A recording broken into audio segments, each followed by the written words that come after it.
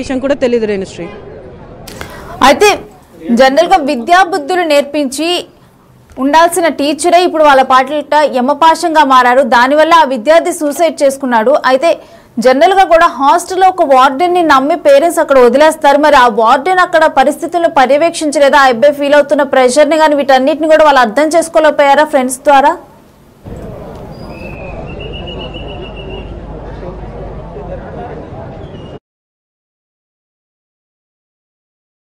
చూస్తున్నాం కదా, స్కూల్లోనైతే ఇటు ఒక విద్యార్థి ఫిజిక్స్ టీచర్ వల్ల అయితే ఒక ప్రెషర్ ఫీల్ అయ్యి తను ఆత్మహత్య చేసుకున్నాడని చెప్పి కూడా ప్రజెంట్ కొన్ని ప్రాథమిక విచారణలోనైతే తెలుస్తూ ఉంది. అయితే రంగారెడ్డి జిల్లా హయత్ నగర్లోనైతే నారాయణ స్కూల్లో ఈ ఘటన చోటు చేసుకుంది.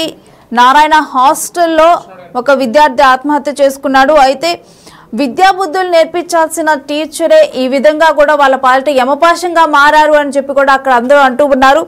డీటెయిల్స్ ఏంటి ప్రెసెంట్ అనేది కూడా మా ప్రతినిధి శ్రావణి కంటిన్యూ చేస్తారు. శ్రావణి. రేణు, ప్రస్తుతం ఇక్కడ చూసుకున్నట్టయితే ఇప్పటికైతే మొత్తం పరిస్థితి అయితే గందరగోళంగానే ఉందని చెప్పేసుకోవచ్చు. ఎందుకనంటే ఇటు పేరెంట్స్ని ఎవరైతే సూసైడ్ చేసుకున్న అబ్బాయి ఉన్నాడో వాళ్ళ ఫాదర్ని ఒకరిని మాత్రమే లోపలికి అలో చేశారు. మిగిలిన ఫ్యామిలీ మెంబర్స్ అందరూ కూడా బయటనే ఉన్నారు. సో వీళ్ళకి సపోర్టివ్గా వచ్చిన ఇటు స్టూడెంట్ యూనియన్స్ అయినా కానీ మరి ఇతర వాళ్ళు ఎవరైనా కూడా లోపలికి వెళ్ళే ప్రయత్నం చేసినప్పటికీ కూడా వారిని బయటనే నిలిపివేస్తున్నారు. సో ఎవరిని కూడా లోపలికి పంపించే ప్రయత్నం అయితే చేయట్లేదు. అదేవిధంగా ఇక్కడున్న పేరెంట్స్ అయితే ముందు జాగ్రత్త కిందనే పిల్లలు ఎవరైతే ఉన్నారో వాళ్ళందరినీ హాస్టల్స్ నుంచి ప్రతి ఒక్కరు ఇంటికైతే వెళ్ళిపోవడం జరుగుతుంది. అంటే చెప్తుంది ఏంటి అని అంటే మెయిన్గా చదువుకుంటారు, ప్రయోజకులు అవుతారు అని అంటే వీళ్ళు కాలేజ్ వాళ్ళు కానీ ఇటు స్కూల్స్ వాళ్ళు కానీ పెట్టే టార్చర్ వల్లనే పిల్లలైతే చనిపోవడం జరుగుతుంది. అదేవిధంగా మనం గతంలో చూసుకున్నప్పటికీ కూడా నారాయణ శ్రీ చైతన్య కాలేజెస్లలో జూనియర్ కాలేజెస్లలో ఫుడ్ పాయిజన్ జరగడం కానీ మరి ఇతర కారణాలు కాలేజ్ వాళ్ళు పెట్టే స్టడీస్ ప్రెషర్ వల్ల కానీ వాళ్ళు సూసైడ్ చేసుకున్నవి అయితే మనం చూసాము. సో ప్రస్తుతం ఇదే విధంగా ఇదే తరహాలోనైతే ఈ సూసైడ్స్ అనేవి అయితే కంటిన్యూ అవుతున్నాయి. అయినప్పటికీ కూడా ఇక్కడ మేనేజ్మెంట్ వాళ్ళు కానీ ఇటు మిగతా వాళ్ళు ఎవరైనా కూడా ఇటు మేనేజ్మెంట్ కానీ ఎవరు పట్టించుకునే ప్రయత్నం చేయట్లేదు. మరి రోజు రోజుకి వారి టార్చర్స్ కూడా ఎక్కువైపోతున్నాయి. పిల్లలు అనేవాళ్ళు మనస్తాపానికి గురయ్యేసి ఇటు సూసైడ్ చేసుకుంటున్నారు. అదేవిధంగా ఇప్పుడు ఎవరైతే 7వ తరగతి విద్యార్థి సూసైడ్ చేసుకున్నారో అతని విషయంలో కూడా అందరి ముందు నువ్వు మొద్దువి, చదవలేవు, నీకు చదువు రాదు అని చెప్పేసి తోటి విద్యార్థుల ముందు ఇన్సల్ట్ చేయడం, ఎవరైతే ఫిజిక్స్ సార్ ఉన్నాడో అతని పైన కంప్లైంట్ ఇవ్వడం జరిగిందో ఇతన్ని రెగ్యులర్గా అలా చేయడం వల్లనే మనస్తాపానికి గురై ఇప్పుడు ప్రస్తుతం అయితే సూసైడ్ చేసుకున్నారని చెప్పేసి పేరెంట్స్ కూడా తెలుపుతున్నారు. అదేవిధంగా పిల్లల పరిస్థితి ఇలా అవుతుంటే స్టూడెంట్ యూనియన్స్ వాళ్ళు కూడా వాళ్ళకి మద్దతుగానైతే వచ్చారు. సో మద్దతుగా వచ్చి వాళ్ళు పరస్పర సంభాషణ జరుపుదాం అని చెప్పేసి లోపలికి వెళ్ళే ప్రయత్నం చేసినప్పటికీ కూడా మేనేజ్మెంట్ వాళ్ళైతే లోపలికి అలో చేయలేదు, రానివ్వలేదు. ఇక్కడ పోలీసులు కూడా వారి మధ్యలోనే అడ్డుకోవడం జరిగింది. దానివల్ల ఇక్కడ వారి మధ్యన ఘర్షణ అయితే జరిగింది. ఆ ఘర్షణ వల్ల వారిని అయితే అప్లిఫ్ట్ చేయడం జరిగింది. సో ప్రస్తుతానికైతే వారిని పోలీస్ స్టేషన్కి తరలించారు. ఇక్కడ స్కూల్ దగ్గర మాత్రం పిల్లల్ని ఎట్టి పరిస్థితుల్లో హాస్టల్లో ఉంచేది లేదు అని చెప్పేసి వాళ్ళైతే ఇప్పుడు పేరెంట్స్ అయితే ఇంటికి తీసుకెళ్లడం జరుగుతుంది. సో ప్రస్తుతానికైతే ఎవరైతే ఇప్పుడు సూసైడ్ చేసుకున్న అబ్బాయి ఉన్నాడో ఆ అబ్బాయి బాడీ మాత్రం ప్రస్తుతం ఉస్మానియా హాస్పిటల్లో మార్చరీలో ఉందని చెప్పేసి అయితే తెలుపుతున్నారు. విద్యార్థులకు కూడా ఇంతే అక్కడ స్టడీస్ లో ప్రెషర్ ఉందేమో, ఇదే రకంగా వాళ్ళ పిల్లలు కూడా అవమానాలు జరుగుతున్నాయేమో అని చెప్పేసి కూడా పేరెంట్స్ ప్రెసెంట్ అక్కడ వాళ్ళ పిల్లల్ని తీసుకొని వెళ్తున్నట్లుగా అనుకోవచ్చు. శ్రావణి, ఒక విధంగా అలా కూడా అనుకోవచ్చు.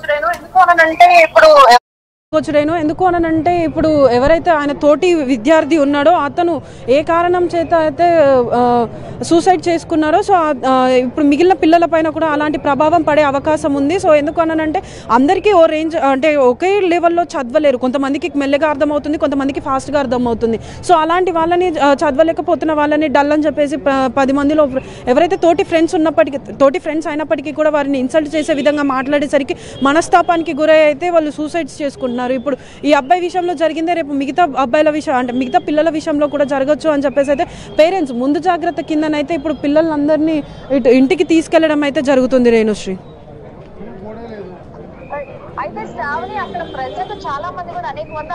చూపుతున్నారా అంటే ఎందుకు వాళ్ళు పిల్లల్ని అక్కడ నుంచి తీసుకొని వెళ్తున్నారు? అదే విధంగా అసలు వీరందరికీ కూడా అక్కడ వాతావరణం రోజు ఏ విధంగా ఉంటుంది స్టడీస్ పరంగా అనేది ఎవరైనా మాట్లాడే ప్రయత్నం చేయగలరా అక్కడ? సో మాట్లాడే ప్రయత్నం చేయగలరా అక్కడ? సో మాట్లాడే ప్రయత్నం అయితే చేద్దాం. నేను ప్రస్తుతం మనతో పాటు కొంతమంది ఉన్నారు, సో వారిని అడిగి తెలుసుకుందాం మనం. సో సార్ చెప్పండి, ప్రస్తుతం ఇక్కడ ఈ స్కూల్లోనైతే సూసైడ్ చేసుకున్నాడు ఒక 7th క్లాస్ బాబు. అసలు ఏమై ఉంటుంది రీజన్స్? ఎందుకంటే గతంలో మనం చూసుకున్నప్పటికీ కూడా చాలా వరకు నారాయణ కానీ శ్రీ చైతన్య కానీ వీటన్నిటిలో కూడా సూసైడ్స్ రేట్స్ అనేవి ఎక్కువ అవుతున్నాయి. అసలు ఎందుకు అంటారు?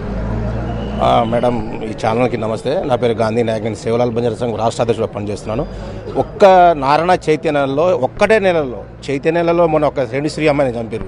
మొన్న ఒక రీసెంట్ వారం క్రితమే ఇక్కడ నారాయణ కాలేజీలో ఒక బాబు తనుష్ నాయక్ని కూడా చంపారు. ఈ రోజు చూస్తే మళ్ళీ 7th క్లాస్ అబ్బాయిని కూడా వాళ్ళ వేధింపుల వల్ల, వాళ్ళ ఫీజుల వల్ల, వాళ్ళ మార్కుల వేటతో ఇవాళ ఒత్తిడి చేయడం వల్ల పిల్లలు ఇవాళ ఈ నారాయణ చైతన్య వ్యవస్థలను మొత్తానికైతే వాళ్ళు మాత్రం పిల్లలలో ఉసురు తీసుకుంటారు. వీళ్ళపైన కఠినమైన చర్య తీసుకోవాలి. హత్యాయత్నం కింద కేసు పెట్టాలి. వీళ్ళ కాలేజీ గుర్తింపును ప్రభుత్వం వెంటనే రద్దు చేయాలి. ఆ కుటుంబానికి ఒక ₹1 కోటి ఎక్స్గ్రేషన్ ప్రకటించాలి. లాంటి మా డిమాండ్లు ఉన్నాయి. కనుక ఈ నారాయణ చైతన్య కనుక ఇప్పటి కనుక ఇవి మారకుంటే మాత్రం ఇక వీళ్ళకు కఠినమైన చర్యలు తీసుకోవాల్సి వస్తుంది.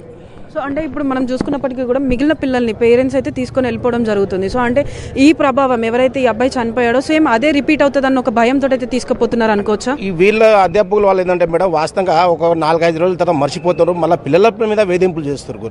వాళ్ళ మార్కుల వేటతో, వాళ్ళ ఒత్తిడిల వల్ల, వీళ్ళ వేధింపుల వల్ల ఇవాళ చూడండి, ఈ అబ్బాయి రోహిత్ అనే రెడ్డి వాళ్ళ వేరే క్లాస్ రూమ్లో వేరే పులగరాలతోనే ఆయనతో కొట్టించడం, ఈయన చదువుతలేడని చెప్పి వేధించడం వల్ల ఆయన మనశాంతిని బాధ కలిగించి ఇక ఊరేసుకున్నాడు. చూడండి, వీళ్ళ వేధింపుల వల్లనే, అధ్యాపకుల వేధింపుల వల్ల వాళ్ళ నిండు ప్రాణాన్ని బలి తీసుకుంటున్నారు.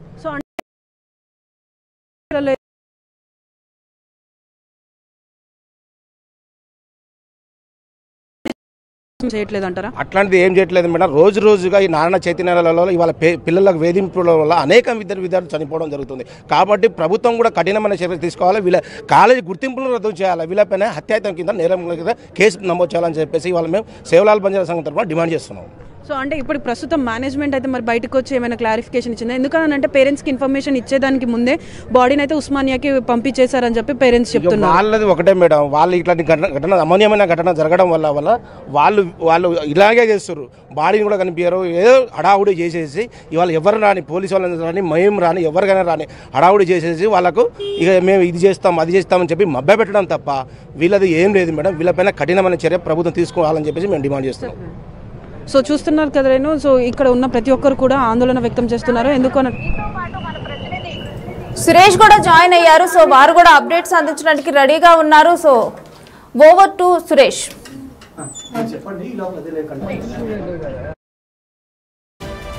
కదా ప్రజెంట్ అయితే ఇప్పుడు నారాయణ హాస్టల్ దగ్గర ఎటువంటి పరిస్థితి నెలకొని ఉందో, ఇటు విద్యార్థులకైతే స్టడీస్ వల్ల అయితే ప్రెషర్ ఉంది. అదేవిధంగా ఈ విధంగా అంటే ఒక టీచరు పర్సనల్గా తీసుకొని ఏదైతే తన మీద కంప్లైంట్ చేశారో దాన్ని పర్సనల్గా తీసుకొని ఆ విద్యార్థి మీద గ్రడ్జ్ పెంచుకొని పదే కూడా కోపం చూపించడము, అందరి ముందర అవమానపరచడం, ఈ విధమైన చర్యలు అక్కడ జరిగాయి. దానివల్ల ఆ విద్యార్థి మనస్తాపానికి గురై ఆత్మహత్య చేసుకున్నాడు అని చెప్పి కూడా కొన్ని వార్తలు బయటకు వస్తూ ఉన్నాయి. అక్కడికి వచ్చిన పేరెంట్స్ కానీ వాళ్ళందరూ చెబుతూ ఉన్నారు.